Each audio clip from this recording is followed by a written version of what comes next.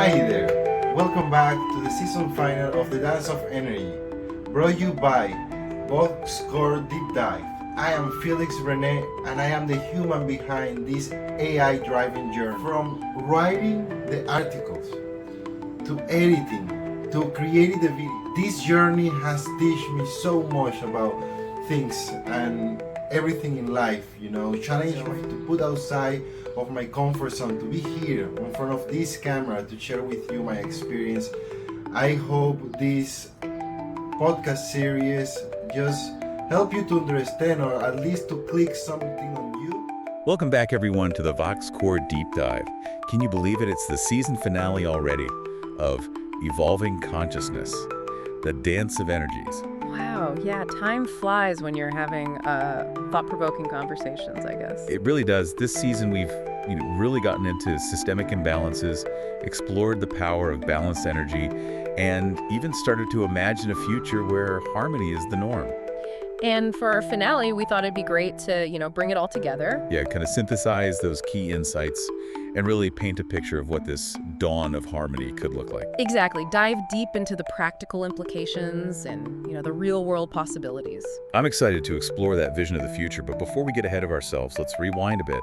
I remember many of our sources pointed to systemic imbalance as the root of so many global challenges. Can we unpack that a bit more? Sure, it's a pervasive theme for sure. Think about how many of our systems are structured from corporations to governments. Like a pyramid, right? Yeah, often, power consolidated at the top, trickling down. Sometimes unevenly. Exactly, and our sources suggest that this concentration of power, this top-down approach, is, it's a big contributor to a lot of the issues we see.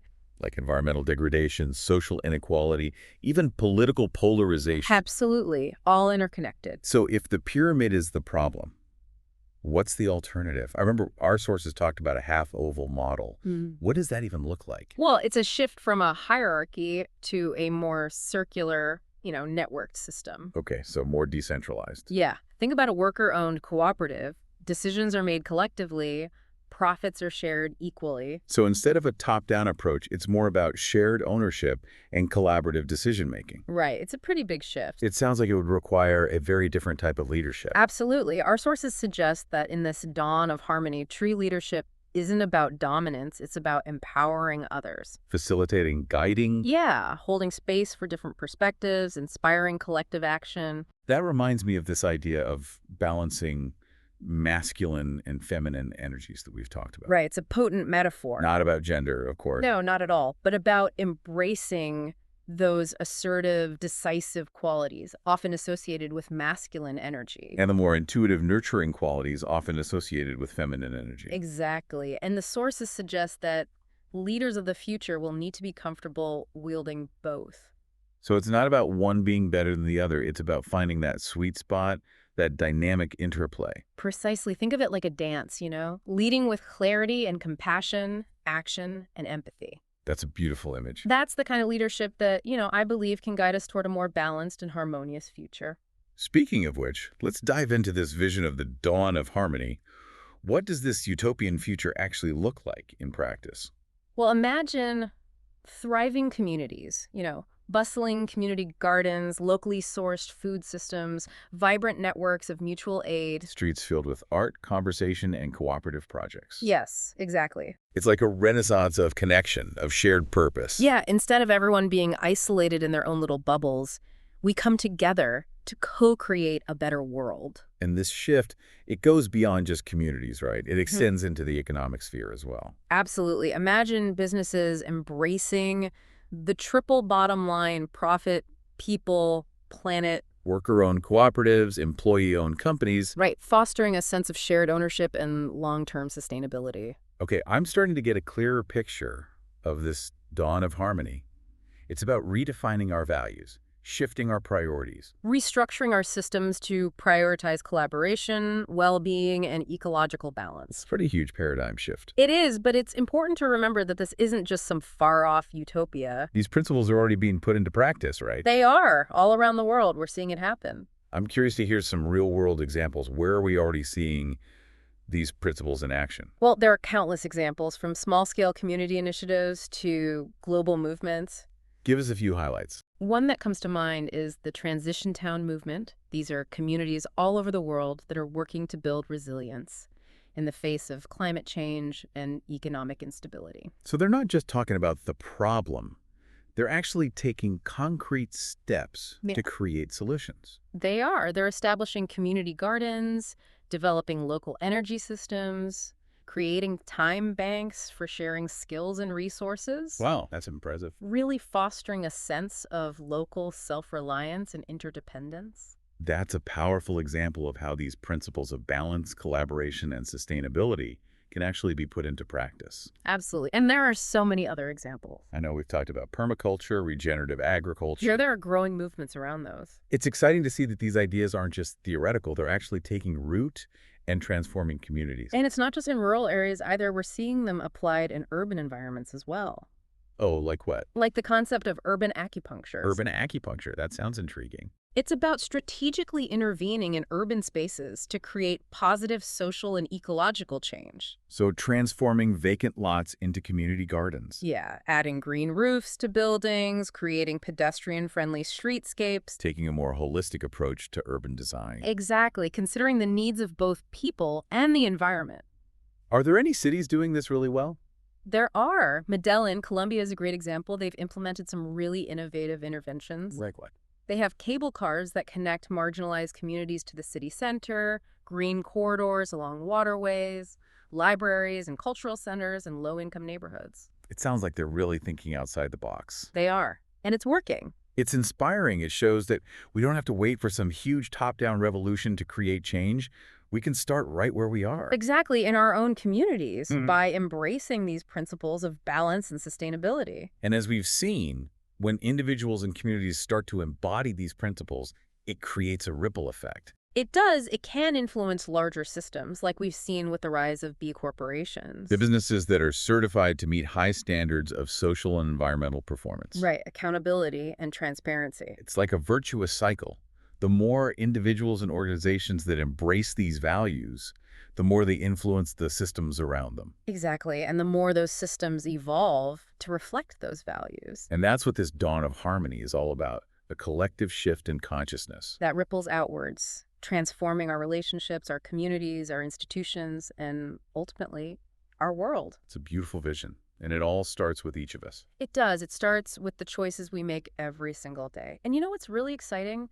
Our sources suggest that this dawn of harmony, it's not just a passive outcome. We're actively participating in its creation. I love that, the idea that we're not just waiting for this better world to arrive, but actively shaping it. With every choice we make, every action we take. But where do we even begin? How do Yeah. we actually do that? Well, our sources highlight a whole bunch of tools and practices that can help us, individuals and organizations, embrace this shift. Okay, I'm all ears. Give me some examples. Okay, so one that really stood out to me is called the Mandala of Balance Meditation. Ooh, that sounds interesting. Tell me more. So you actually create a mandala using materials like colored sand or paints or even natural elements. And as you're creating it, you reflect on how masculine and feminine energies show up in your life and your leadership style. It's a way to visually and intuitively explore this balance. I can see how that would be really powerful, almost like a visual representation of the inner harmony you're cultivating. Exactly. What about for those of us who are more kinesthetic learners? Are there any tools that involve movement? Absolutely. The sources describe a practice called the sacred dance of connection. So it's like a moving meditation. It is. It's about embodying balanced energy through movement, either solo or in a group. So it's not about being a trained dancer or anything. No, not at all. It's about exploring different qualities of movement, strong, grounded movements representing that masculine energy, fluid, expressive movements representing feminine energy, experiencing that interplay within your own body. That sounds amazing. I love that idea. And what about tools for groups, for teams?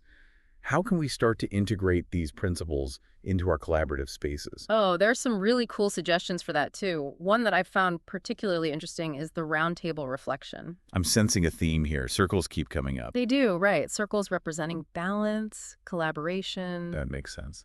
So in this practice, you arrange the meeting space in a circular or semicircular formation. So everyone's on equal footing, so to speak. Right. It creates a more egalitarian, inclusive environment. I can see how that would encourage everyone to feel like their voice is heard. It's a subtle shift, but it can have a big impact on the group dynamics. And then you can use different frameworks to guide the discussion. Yeah, like appreciative inquiry, which focuses on strengths and possibilities, or open space technology, where participants self-organize around topics they're passionate about. The emphasis is on co-creation, shared leadership. Right. And it's not just limited to in-person gatherings either. For teams that are working remotely, there are tools that translate well to the digital space, Like what? like digital vision mapping, using online platforms like Miro or Emural. So instead of gathering around a physical table, we're gathering in a virtual space. Exactly. Teams can use digital whiteboards to brainstorm, share ideas, co-create a visual representation of their shared vision for a balanced future. That's pretty cool. So we've got tools for individuals, for groups, but it's not just about tools and techniques, is it? It's about cultivating a certain mindset as well. Absolutely. Our sources emphasize that this shift toward a dawn of harmony, it requires a fundamental change in how we view leadership, power, success, It's about moving away from that win-lose mentality. towards a more collaborative win-win approach. It's about recognizing that our well-being is interconnected. The true success isn't about individual achievement at the expense of others. But about collective flourishing, yeah. I've been thinking a lot about this idea of masculine and feminine energies and how they relate to this shift in consciousness. Could you elaborate a bit more on how we can integrate these seemingly opposite energies in our daily lives? It's such an important question, and I think the key is to remember that these energies, they're not limited to gender. We all have both masculine and feminine qualities within us, Absolutely, and it's about finding that balance, that sweet spot. within ourselves. Exactly. For instance, think about how you approach a problem. Do you tend to jump into action, relying on logic, decisiveness? That's me. I'm definitely more action-oriented. Or do you take a more intuitive approach, considering the emotional impact, seeking collaboration? I think I tend to lean more towards the former. And that's great. Recognizing that tendency allows you to intentionally cultivate more of those receptive, collaborative qualities. So it's not about suppressing one or the other. No, it's about finding that dynamic balance. Like a dance, learning to step into different energies depending on the situation. Exactly. And this dance of energies, it's not just something we do internally, it's something we practice in our relationships, in our interaction. In our communication. Yeah, sometimes a situation calls for direct, assertive communication. Right, and sometimes it calls for listening deeply, empathizing, seeking understanding, Exactly. It's about being responsive to the needs of the situation. instead of getting stuck in one mode of being. And it's not just about communication, it's about how we approach decision-making, conflict resolution, even how we express our creativity. So it's really about bringing awareness to these different energies within ourselves and learning to dance between them. With more intention and skill. As we become more adept at this inner dance, it starts to influence the outer world. It ripples outward, influencing the systems and structures we create. It makes sense if we're embodying these principles of balance and collaboration within ourselves, we're more likely to create systems that reflect those values. Exactly, and that's what gives me so much hope for this dawn of harmony. It's not just a utopian ideal, it's a possibility that's becoming more tangible as individuals and communities embrace these principles. And start to put them into practice in their daily lives. It's a powerful reminder that we're not just passive observers of our world, we're active participants in its creation. And that's a pretty amazing thought to sit with. It is, and as we conclude this season of Evolving Consciousness, I hope our listeners walk away feeling empowered. To embrace this shift, to step into their own dance of energies. And to contribute to the creation of a more balanced and harmonious world. Well said. I know I'm feeling inspired. And before we wrap up, I want to remind our listeners that we'll be sharing a list of resources on our website. Links to all the tools and practices we've discussed, organizations that are doing amazing work in this space. So you can continue exploring and find ways to get involved. And as we bring this season to a close, we want to thank all of you, our incredible listeners, for joining us on this journey. It's been a true honor and a privilege to share these insights with you, and we're so grateful for your presence. Your engagement, your commitment to evolving consciousness. Your questions, your reflections have enriched this conversation in countless ways. And we're excited to continue this exploration with you in future seasons of the Voxcor Deep Dive. Wow, what a journey this season has been, huh? I mean, we really unpacked the roots of systemic imbalance. We explored all these tools for cultivating balance in our own lives. Yeah, it's been a whirlwind. It really has. And, you know, what strikes me is we've The overall message, it's really one of empowerment. Absolutely. We're not just victims of circumstance. We have agency. Yeah, we've seen throughout the season that even small individual actions, they can make a difference. They really can. It's that ripple effect, Think right? of the butterfly effect. Yeah, a tiny flutter of wings. Can lead to something much bigger. Every time we choose to lead with compassion, every time we advocate for a more equitable practice, more sustainable practice, every time we choose collaboration over competition, we're contributing to that collective shift. I'm also thinking back to all those real-world examples we talked about, the transition town movement, urban acupuncture projects, B Corps. They show us that this dawn of harmony, it's not just a dream, it's happening. It's happening right now. It's so encouraging to see those seeds taking root. And while we've focused a lot on these external systems, these structures, Yeah, the big picture stuff. I think it's so important to remember that transformation, it really begins within. It does. We can't create a more balanced world if we haven't cultivated that balance within ourselves. It's like we have to walk the talk, right? Yeah, be the change we want to see. Exactly. It's about embodying these principles, becoming living examples. And that inner work, it ripples outwards. It influences our relationships, our communities, the systems and structures we create. It's like that Gandhi quote, be the change. Exactly. And as more and more individuals embrace this shift, we create this collective force for positive change.